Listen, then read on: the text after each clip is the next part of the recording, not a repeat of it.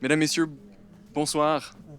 Je m'appelle Christopher Tan, je suis membre du commission de programmation de la Fondation Pavillon Cycli. Et au nom de toute la Fondation, on vous souhaite la bienvenue aujourd'hui pour la deuxième édition de le cycle de conférences Faire. J'ai le grand plaisir aujourd'hui d'introduire Madame Roberta Jurčić du bureau de l'agence bplus qui est basée à Berlin. L'agence est une agence pluridisciplinaire avec une conviction claire sur la réutilisation adaptive de l'architecture. Et pour nous, on a un lien qui est assez étroit avec ce qu'on a vu de l'idée de faire, par sa tactilité, par sa pratique et aussi de ce côté presque ludique. On voit ça sur les projets phares comme l'Antivilla, qui est une réutilisation d'une usine de lingerie à Potsdam, ou même le Bunker à Berlin, qui démontre un projet très ambitieux sur la préservation et sur la transformation de ce bâtiment industriel. Mais ceci n'arrête pas juste sur l'architecture et la construction, et on voit aussi de la manière qu'ils travaillent d'une manière plus territoriale et sur la politique même. Et là, on voit avec des initiatives législatives comme la House Europe, où on voit cet effet qui va travailler sur le plus grande échelle. Bon, sans plus tarder, je pense que je vais passer la parole à Roberta, qui va nous parler plus. On va avoir la conférence. Ensuite, on pourra avoir des questions suivies par un apéritif. Alors, merci beaucoup d'être venu et puis bonne conférence. Roberta, thank you so much. The floor is yours.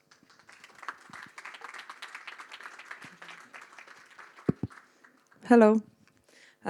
Hello and good evening, everyone. Thank you for the invitation and thank you for joining us tonight. I will present the work of bplus and give maybe to start a short introduction who we are, as I'm not the only part of our office. And I will give some words on the tools, as which tools do we use in the office, and maybe those are not the usual suspects that one would assume that architects in their practice might use. So the title is From the Past Impact to the Future Value, and in general we try to work with adaptive reuse, and the project will be on that topic, also kind of going together with the tools. So we are multiple entities, let's say. The main one or the starting one is bplus. This is the architectural office based in Berlin. And we are currently 4 partners: Arno Brandelhuber, Olaf Gravert, Jonas Janke, and me. And maybe just to mention that this is a continuation of Arno Brandelhuber's previous offices. The next one is Station Plus. This is a chair for storytelling, and so this is the 4 of us. The next one is the chair for the architecture and storytelling at ETH in Zurich. I used to work there for 4 years, and currently I'm not part of the team anymore. And there the main topic is kind of theory, research, and teaching. And the last one, which I will also talk more at the end, it's the House Europe. This is the initiative that is kind of dealing with the legislation and how can ECI or European Citizens Initiative come in play, and what can architects do with this tool. So this is kind of this triplet of the entities that we represent. And then I will present 4 projects today and start with the first one, San Gimignano Lichtenberg. This is the project that started before our office. So it started with a Brandelhuber Plus, where I was working back then as the architect, and then we continued with the bplus. Actually, our office started with the moving from our previous space to the new office building. So this is the past situation of the building. It is a former industrial site. There are 2 silos. This is one. the remaining of the buildings were either demolished or collapsed or removed because it was made out of different materials than the main silos. And this is the other one, and on the top floor it's currently our floor as well as in the ground floor. So this is the assembly, how it looks today. As you can see before, it was a lot of parts, and it's situated, it's a silo.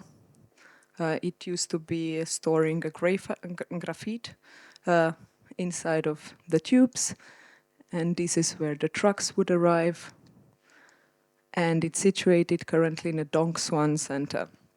So back in East Germany, there were a notion of the guest workers, and Germany had agreement with Vietnamese community to arrive as guest workers, and they were working in a different industrial sites. After the fall of the wall and reunification, they established the Dong Xuan Center, which is the biggest Vietnamese wholesale market, and kind of this whole area continues to be industrial site. As you can see, the majority of the buildings in the surroundings are one-story high halls, and current legislation is not permitting housing or something else, so the value of the ground is not necessarily extremely expensive, it's rather cheap. But this particular plot could be bought for not a lot of money, but the demolition of those two gigantic concrete silos would make the plot extremely expensive. So in some way, in the economical logic, it did not make sense for the investors to buy that plot. And then, back then, Arno Brandelhuber decided to buy the tower together with the three friends and to make something out of it. So kind of to show that also the buildings that fell out of use and have no future, that something can be done with that.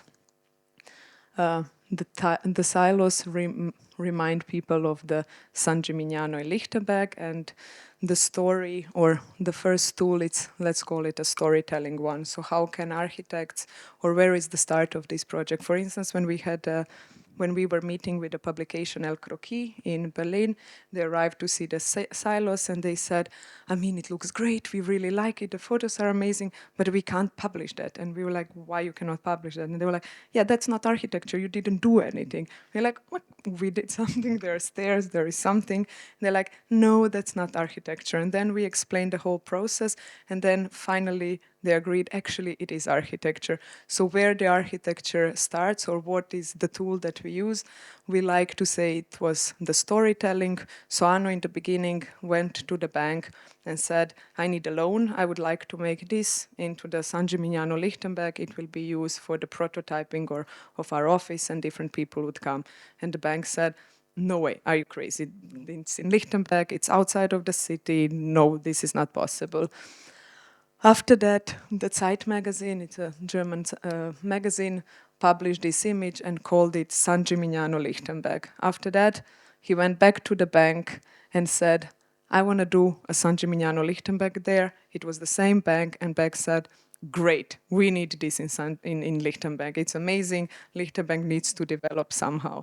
So kind of this it started with a photographer, Erika Overmeer, who did these photos, and this was actually just capturing a photo and presenting it in a different way was in a way a start of the project. And then maybe, so we would say this kind of enabled the project to become, and then there were simple architectural tools or measures that we did. One of them was because the floor is contaminated and there is a lot of debris. We collected all of that in one hill, and it's covered with the grasses, so it creates, actually it's very tall from this picture on top. It looks that it's flat, but it's around 3 or 4 meters high. So it's a little hill in between with covering all the debris from the side. And this is the ground floor.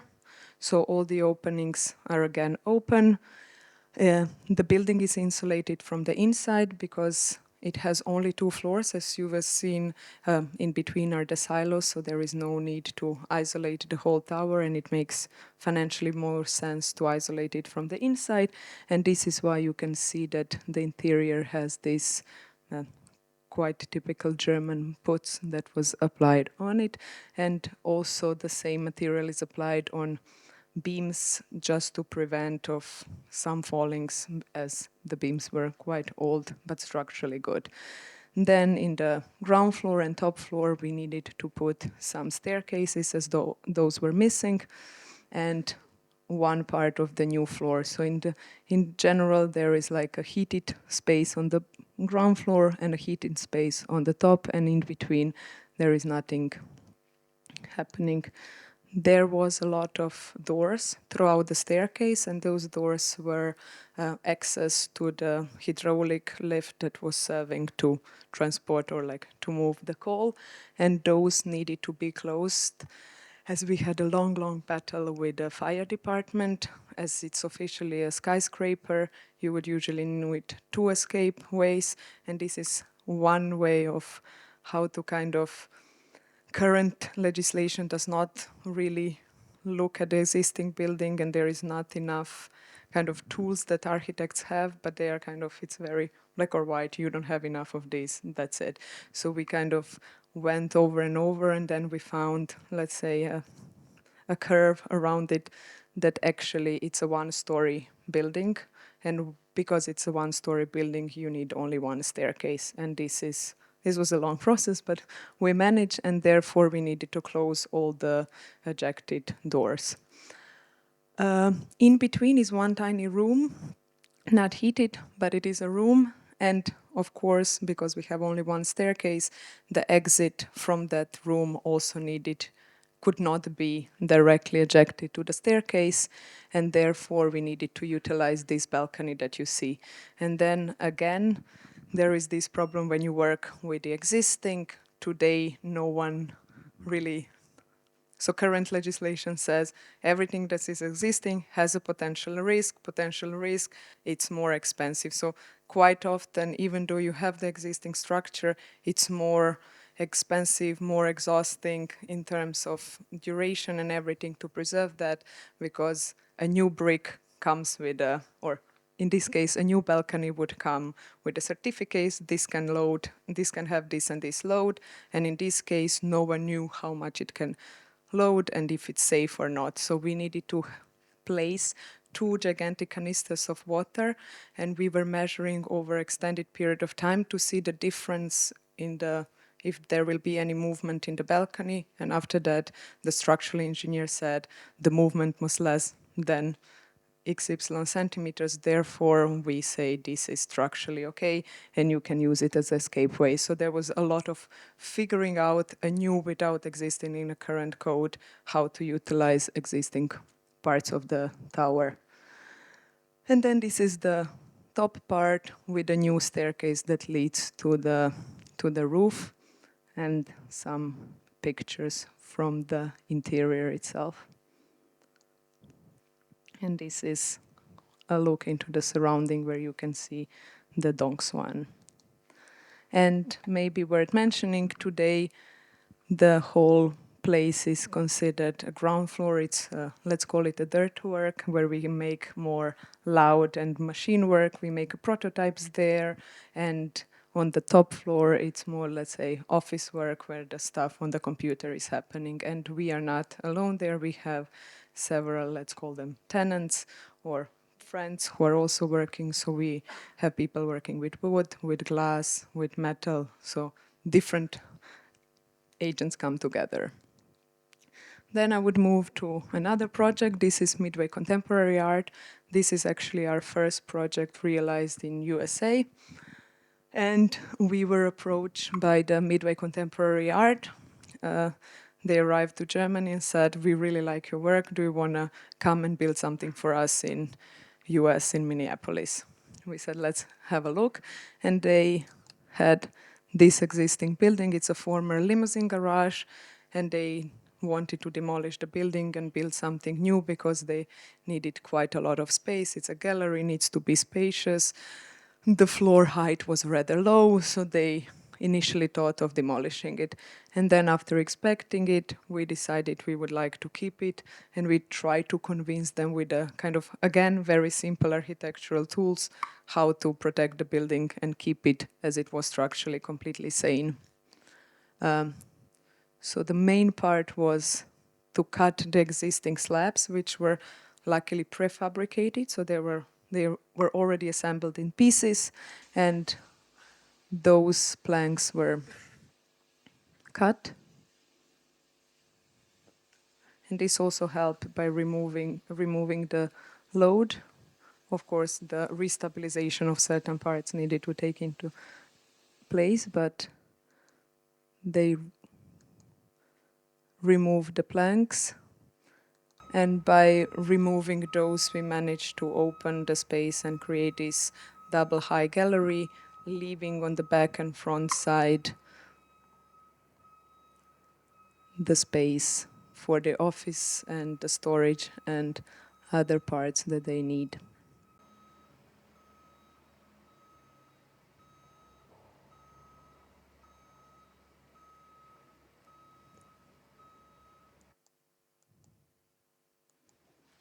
And this is still from the construction site, a view how the new space opened up from before.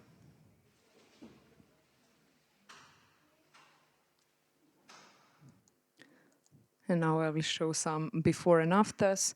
So this is the ground floor before the planks were removed, and this is the same image after the planks were removed. And actually, the first artist that had exhibition there, we stored all of the remaining planks outside. We hope to use it in the landscape, but we didn't come to that part. And then we were very happy when the artists in the first exhibition actually used those planks, and you can see the cut above and the remaining planks downstairs. And this is from the other side view and how it opens up, and some details of the cutting. So this is the axonometric view where you can see the front part becomes a gallery and a small auditorium, then the big open gallery space, and in the back are technical installations and the storage space.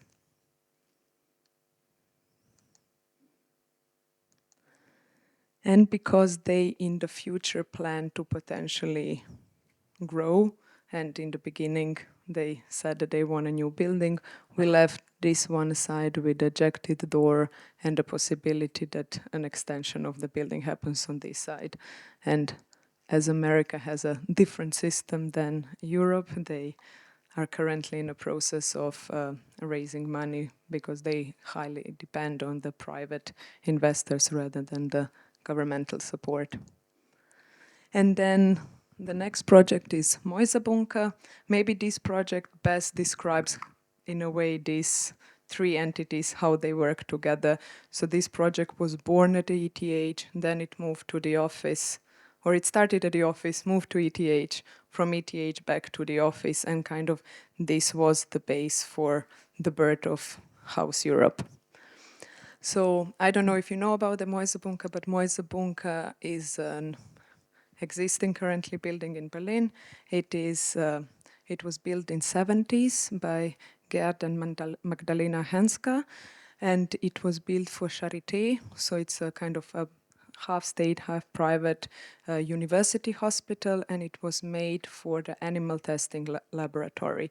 And the whole building was supposed to be completely sealed off because the testing on the animals has a very high hygienic requirement. So in the way, nothing can come in the building, nothing can go out, no bacteria, no viruses. Even people, when they would enter, needed to have this shower of disinfection. They could not bring their own water or food inside, and it was kind of completely closed. So these are some images of the building, how it looks today. This every second floor where you see the blue pipes, these floors were technical floors, and where you see the triangles, it was laboratory. So it in a way means that half of the building was used for the mechanical ventilation of the building, and the other half for the laboratories and for the people working there, which is also one of the reasons why today you cannot enter the building, so you cannot even breathe on your own. It's like, I heard, I was never inside, but last time when people were visiting, they had like some oxygen, and because it's apparently super dangerous to be inside because it's contaminated air and nothing you can really do. And then in the 2000s, the building was closed. It fell out of use. The animal testing kind of stopped there. And then the question happened, what would happen to the building? This is the rear side of the building, and you can see how the building kind of abruptly stopped. This is because throughout the construction of the building, they ran out of the money. So kind of the building was actually never realized until the end, and it was cut and covered with these shingles on the back side. And this is a side that we rarely see. And this is this side that everyone always talks about. And these are some images from the inside. So these are these chambers where you would shower while going in, and they had a color coordination. Yellow means in between zone, red would mean a highly protected, nothing in, nothing out zone. And these are the images while it still used to be animal testing laboratory. And then it's let's call it a self-initiating as a tool. So just to say that no one ever asks us to do anything about this project, it always arrived from the office. So when the building fell out of the use, the Charité wanted to demolish the building and sell off the ground because it has a lot of value, but again, with a building on it, does not have really any value. So there was a petition by the architects done to keep the building as an important piece of post-war German architecture, and it gained a lot of public attention, and people were into protecting it. But then the main person from the heritage protection in Berlin, Professor Rauhut, said that he's not willing anymore to protect buildings that will just stand empty, and they will be on the expense of Berlin taxpayers. And we also agree that the German citizens shouldn't pay just for the empty building standing. And he said if there is a potential reuse of the building and something that can happen there, we can protect it, but let's see first what it can happen. So then it started with an open letter, and the letter said, let us take it over, and kind of giving a proactive approach. We would do something with the building, there is a use, let us do it. After that, we started with the 2 semesters at the ETH. It was, at the ETH we have the storytelling, so it kind of is structured that the first semester it's always a theoretical topic, so kind of a wider, broader topic, and then the second semester that follows, it's the implementation of this topic on a specific building. And back then, before the open letter came, we were working on the topic of cohabitation. So how can we coinhabit together humans and non-humans, and what does it mean for architecture? And then arrived this building, and it was kind of this amazing time that it just collided together. I mean, what is better than kind of subvert something that used to be an animal testing lab, open it up and bring it to both humans and non-humans. We worked on that for 2 semesters. After that, we did with the students an exhibition.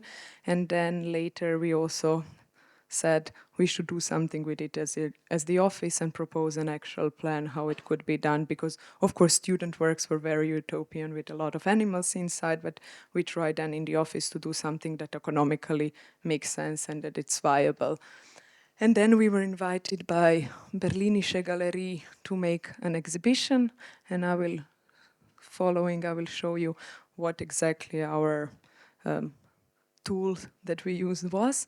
And the good part was that at exhibition, the Rauhut, so the heritage protection person, said, okay, this makes sense, and he finally declared the building under the protection. So kind of something that started maybe as an open topic, moved to the self-initiated project, and kind of let's hope something will happen project managed to save the building or protect the building, and currently it's still in the discussion what will happen with that.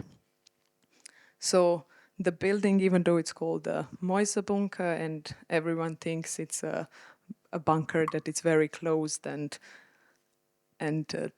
tectonically made out of one piece, actually it's just a skeleton structure which has prefabricated panels on top. So actually it's not such a bunker, it's more a skeleton with some panels on top. This is how it looked before it was finished. So then we raised the question, what is heritage protecting and which part in the history are we deciding to protect? Like, I don't know, you all know the stories of the Greek temples. They're protected in the currently fine state, but actually they used to be colorful. So the image of what we see today, it's not what it used to be. Same goes with the Mäusebunker. It's a question, do we protect the current image of today or maybe some part in the past? So now we are also talking with the heritage department, what is there to be protected? Is it the idea of something or is it just the image that appears? And yeah, it's a different approach. So the main idea is, because the biggest problem of the Mäusebunker is that there is no light. There is, I mean, you've seen the tiny triangle windows that are even tilted outside, and there is no air. There are these tubes and the mechanical ventilation. So the idea is to remove all the mechanical ventilation outside of the building and open up certain panels that would allow to position just the windows that would be manually operated. So this is the image of the Mäusebunker, how it used to exist. And this is kind of this opening up of the building. So it's a rather simple gesture that would allow the building to be utilized again. And maybe just the ratio, because it did all started from the humans and non-humans. We see that before human to machine was 40 to 60%. Currently, of course, we cannot utilize all the spaces within the building, so those spaces that would not be utilized would be left to the non-human agents, and we are currently in a different discussion how to make those borders and how to give agency to the non-humans. So this is maybe again a more theoretical part that we are going in. While we were doing the research and the calculations for the Mäusebunker, one important one was the life cycle assessment that we did. And I mean, we were just trying to get as much as information as possible and kind of figuring out, is it really worth to preserve the building and how to do that? And the life cycle assessment, I'm sure you all know, but just to recap, it's kind of a way of calculating the embedded CO2 within the building instead of just looking the final building, looking throughout its whole cycle. So from the construction side, from extracting the materials, what was put into the building and so on, because today quite often we hear about the passive buildings and we hear how they are great and they are not doing anything in terms of CO2 and they stay neutral. But we need to understand that in order to put a passive building here, we would need to demolish this, which already has embedded CO2. We would need to build a new building, which would be additional load of CO2, and only then it would become carbon neutral. And if we want to take seriously all of the estimations that we have regarding the climate crisis and until which year we should actually be climate neutral, we see that we don't have kind of infinite time, and if we do now a lot and then it will pay out in the end, it's kind of, we understand there is an urgency, and even if you put on this place a carbon neutral building, the amount that you already invested in it, you kind of can never pay back for that. So we calculated that actually removing this building would be an equivalent of 13,000 CO2 equivalent, which would mean Tiergarten is the kind of the most beloved Berlin park, and the amount that Tiergarten can bind of CO2 in 27 years would result in demolishing this building. So this demolition, it's imagine Berlin without the Tiergarten for 27 years. Also, if you check of what is the European Union and other entities saying how much each city has CO2 budget, so kind of what can you spend throughout each city or each Bezirk, this would mean that they could, instead of demolishing this building, build around 400 new apartments in terms of when you distribute it around the years. And as we are doing storytelling and film at ETH, we also do this in the office. This is a short part of a film that we prepared for the exhibition that I will play. It's 2 minutes long or something like that.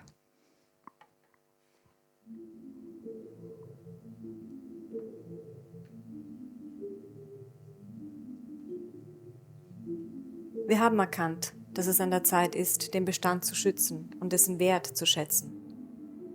Nicht erst die aktuelle Krise verdeutlicht uns, dass Energie knapp ist und wir die Art und Weise, wie wir sie nutzen, ändern müssen. Dabei geht es nicht nur darum, wofür wir Energie in Zukunft einsetzen, sondern auch, wie wir die Energie aktivieren, die in der Vergangenheit bereits in Gebäude investiert wurde.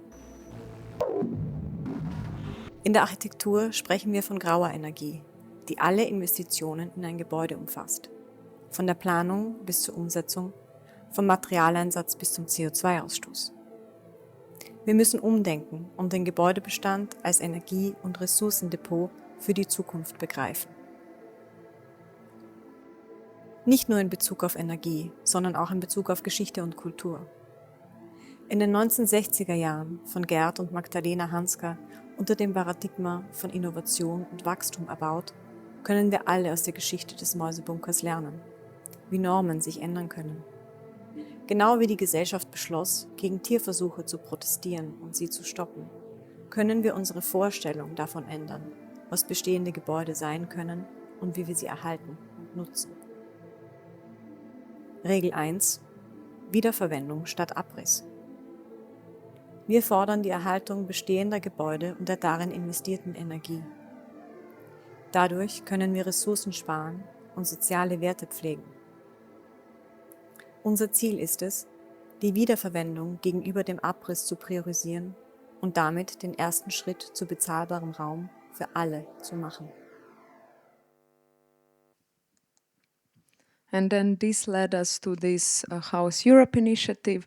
It started, we kind of looked at the Mäusebunk and said, wow, this is really great. We can protect a lot with this. But again, if it's just one building, it doesn't make so much difference. It's, I don't know, 50 years ago, everyone was using plastic bags. Today, no one is thinking about using a plastic bag, but we cannot kind of depend on the single person and they will do a good thing, but it kind of needs a systematic change. So we were thinking if you would just pin all the buildings that are structurally sane, we are not talking about half-demolished buildings that are already not okay to be used, but we are talking about the buildings that are completely fine but are being demolished because of the speculative logic, how much built environment one can preserve. And it's not about stopping the demolition and prohibiting someone demolition, but rather how to incentivize not to demolish and to incentivize people reusing the current stock. So it's not about you cannot demolish anything anymore, but rather you could look into what can be done and how to use that. So then this is what House Europe is about. So this is the Robin Hood Gardens in London. I guess everyone knows this building among architects, very beloved, and it was demolished. And this is the building of the new development that will come at that same place. And these are kind of the spaces that one is looking at, or in certain parts. I don't know, Italy has the biggest amount of the adaptation and adaptive reuse because they highly value their palazzos and the historical image of the city, something that Italians are proud of, and therefore they are preserving it. For instance, I'm from Croatia. When you look kind of a modernism architecture, only architects appreciate that, and everyone else, it's like, no, let's demolish this and build something modern and new. So we were looking into different ways of what to do, and this is a short trailer for the initiative.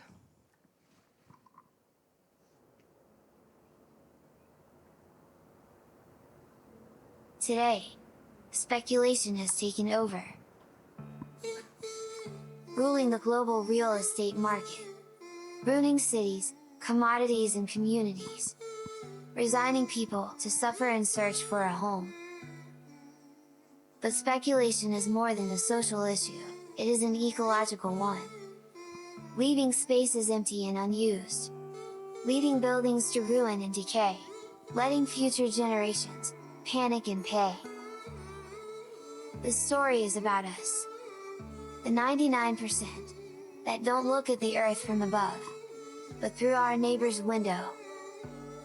If you realize it today, this can be here tomorrow. House, Europe. This is where I live. Where space is not a commodity. Where policies changed our perspective. Where social and ecological belong together. Imagine that energy and value are being preserved. That empty spaces are being adapted. That existing buildings are being renovated. That exploitative structures are being transformed. Because one thing we must never forget. We all need a space to live. Do you remember? Join the movement and save space from speculation. Take part in House Europe.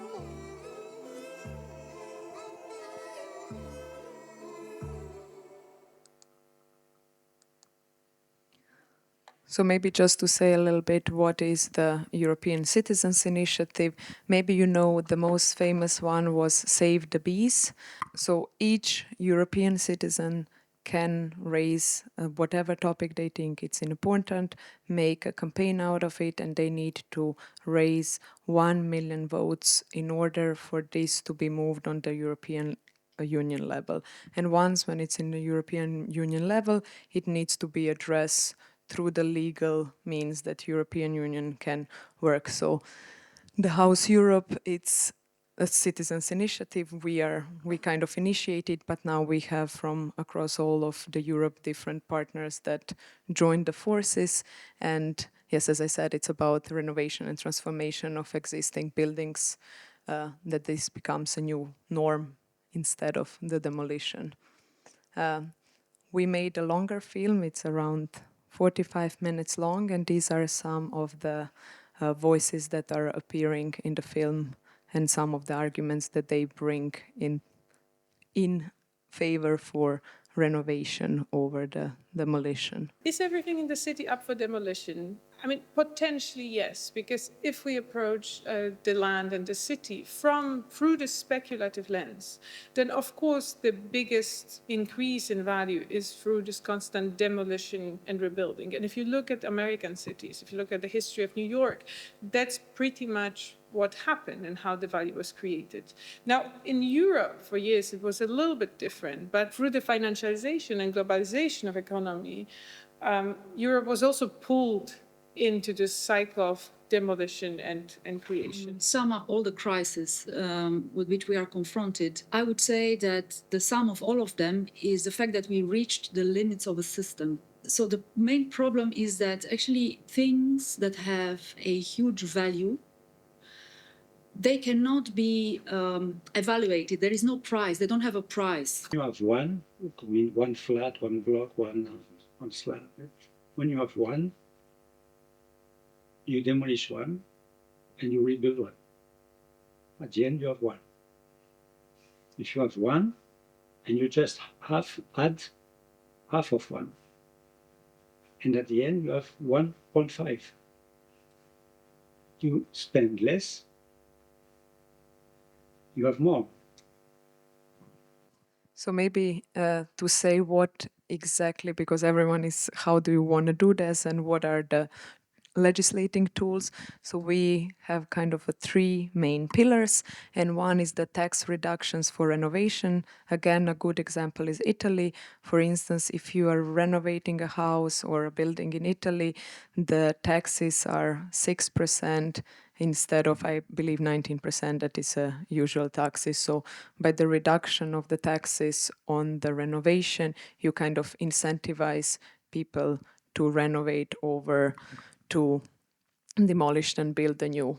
The second one is the fair rules to assess the potentials, not only risk. This is what I was saying in the San Gimignano Lichtenberg project. It's that currently if you have a building, people just come and kind of have assessment lists, and they say this can be wrong, this can be wrong, this can be wrong, this can be wrong, and it's extremely long list of everything that can go wrong, but they never say what is good in this building, and kind of it only concentrates on the things that can go in the bad direction instead of also putting a value to the, I don't know, structurally sane building, or like that certain things are functioning and so on. And the third one would be the new values for the embedded CO2. And this is maybe also the most problematic one, because there is a lot of things happening today with the CO2 credits and so on, but this is in a way to give a building the CO2 value that already has embedded, and not only to look at this final part. It will in the end be CO2 negative. And this is maybe what Lacaton, Vassals or Philippe says there, that there are also different ways of working with the existing stock to but not maybe come to as high standards. But if we look that every building needs to be renovated within a 50 years time frame, also the new one, when we put it kind of in the time perspective, because we do have time, it suddenly we have a different calculation to work with. And maybe to say we had at Tempelhof, another still existing building in Berlin, we had a symposium. That's to kind of kickstart the event and or the initiative. And from February this year, we will have 1 year to collect the votes. I know we are in Switzerland now, or unfortunately, but I hope some of you have European passports, because everyone who has a European passport, or if you have friends with European passports and you think that this speaks to you, we need to collect these 1 million signatures to push the legal proposals into the EU Parliament. And this is the QR code to the website where you can read more and you can join if you want. Thank you.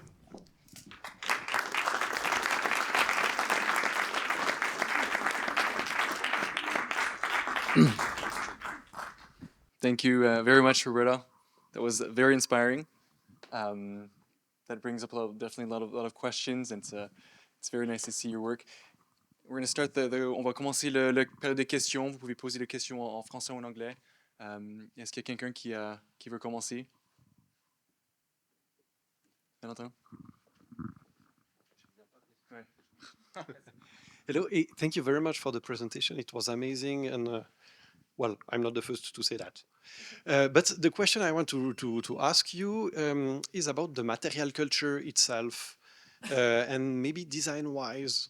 What is your approach, or what is your idea of design behind the material culture that you are dealing with? So maybe to say for the people who know our current office and the previous office of Arno, it's always highly connected to the concrete. And this is something that also it's being criticized a lot nowadays. I would say we started from Berlin, and the city has a certain material logic already embedded in itself. So Mäusebunker, it's a concrete building. Lichtenberg, the silos, is a concrete building, and also many other buildings that we worked with were existing in concrete. And that's why also they have this aesthetics of concrete. So kind of the approach is to look into what is there, try to understand what are the potentials of the building, and kind of react to what is given. Maybe another project that I did not talk about, this is a recent house that we are about to finish in Uckermarkt, and when we had let's say almost a problem with the client, because there is a certain image that clients do expect. It is a ruin. It's an old building made out of the stone, but only the walls remained existing. And the person approached us if we would like to do the renovation, because he doesn't know how to approach it, because the grounds are protected. So you cannot really do any foundations or any groundwork. But the walls were strong enough to support whatever could be added on that. So we added a roof, and this was carrying the bottom part, and we decided to go for the wood because it's lightweight and it just made more sense in terms of where it is. And the client was like, what you're doing out of the wood? I wanted this concrete image. So it is not that we are loving certain material and that we go for that material, but we try to see what is there and what does make sense in that both geographical part, and kind of try to be as conscious as we can how to react to that.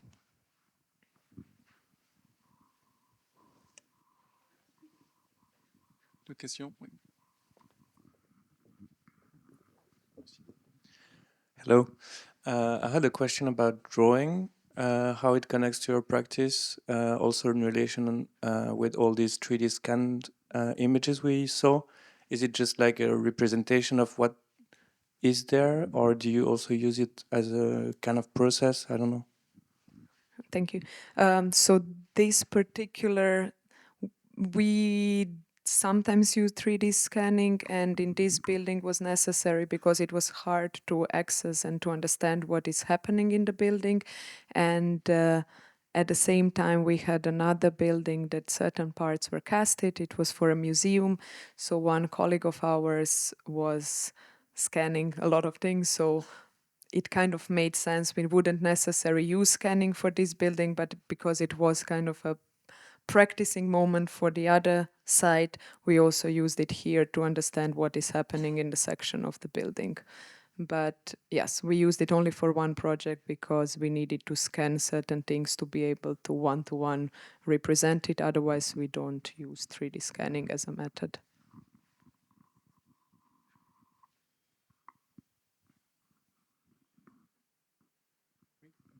And maybe just if you wanted to know more about the drawings and not just specific 3D scanning, we try to not overproduce the drawings and try not to work too much in the drawings. I know that we don't use textures and so on. It's just the things that are really necessary to explain certain things. So not to go into overproduction of the drawings and making it almost the art pieces, but kind of staying to the bare minimum that is necessary to understand the project. And then, of course, each project requires different tools. We quite often use models to understand certain things, but yeah, trying to use it to understand certain things.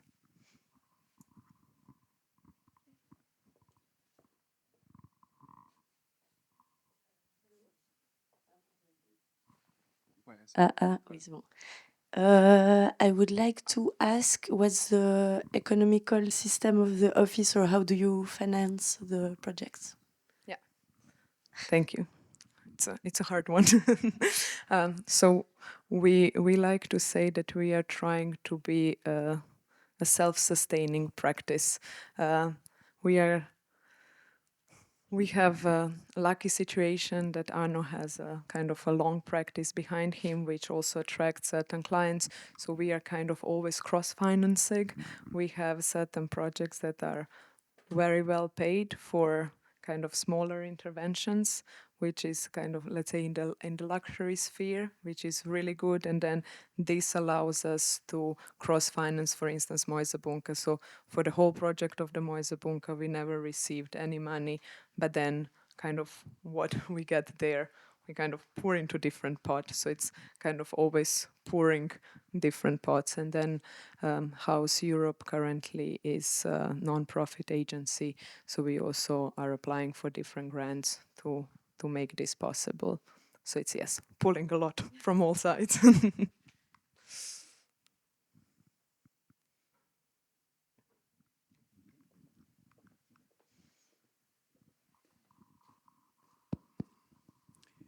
So, sorry, I came late and I understand nothing about architecture and town planning, but I still have 3 questions. First, how do you explain that this kind of policies you advocate have not been adopted and implemented in the past 80 years, since you say that it is of public interest, and in democratic countries, at least, the public should support public interest policies? My second question, are you sure that speculation always leads to tearing down and renovation? Because there are a lot of vintage projects which are very chic. And third, I'm not sure how you take into account the embedded CO2. Is it with a plus or minus sign? And how does it fit actually into the calculation of what?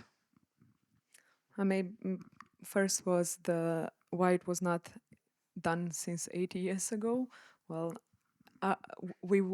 what do we do as, okay, sometimes people ask us, how do you choose a project or what do you do? And it's it occurs from looking around what's happening around us and then reacting to that. So Mäusebunker, there was a petition, they wanted to demolish it, so it was a response to that. Currently we are facing the climate change and a lot of talking about that, so it's more kind of a gut feeling response to what is happening.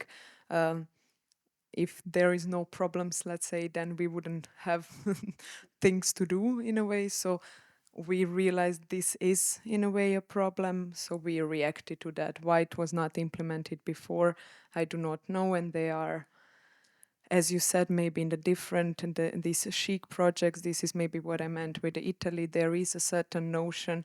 I mean, it is about the education and what we are learned, that it's worth preserving, and what is ugly and what is pretty. Certain things we are taught, this is ugly and this is pretty. We were talking before that the pavilion, some people think it's the most beautiful building in Geneva and some people think that it's the ugliest one. So it's kind of the matter of our personal perception of what is ugly and what is beautiful. So I think that the general understanding currently does say that the historical buildings, we are talking not 50 years or 60 years ago built, but 200 years ago, are perceived as something beautiful. And in Germany, Altbau and stuff like that, it's people want to protect that and invest. They will even pay more for these things because it's something that has a value. Versus these other buildings are considered ugly, have no value, and therefore, let's say, they are up for demolition. So I think there is important this notion of what we consider that it's worth preserving and what we consider it's not worth preserving.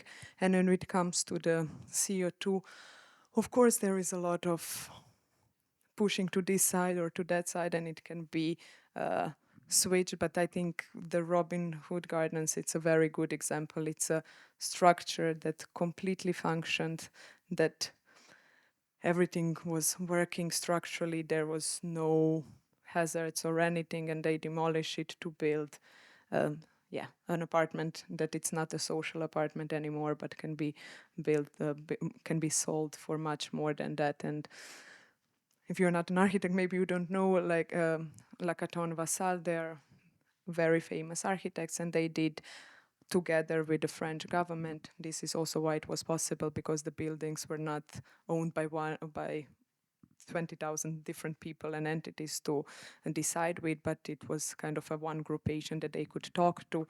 Instead of demolishing those buildings, they added a balcony instead of, let's say, 25 centimeters of styrofoam. And by adding these balconies, they didn't even move people out of their apartments, but they added the balconies that also works as this insulation zone, and they enrich something, and they are usually the social housing. So people who have lower income did not have to move out and be pushed out of the city so that the newer, fancier apartment would be built.